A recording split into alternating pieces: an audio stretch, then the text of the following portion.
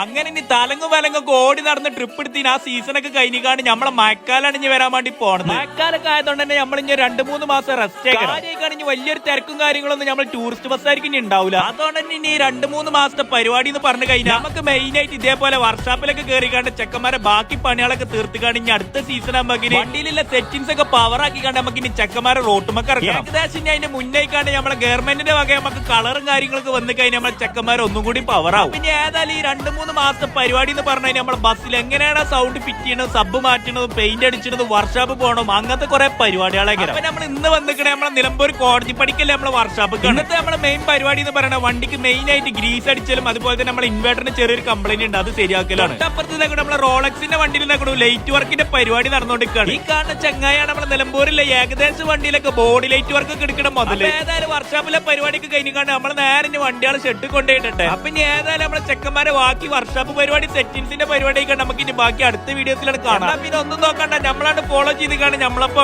കൂടിക്കോളി.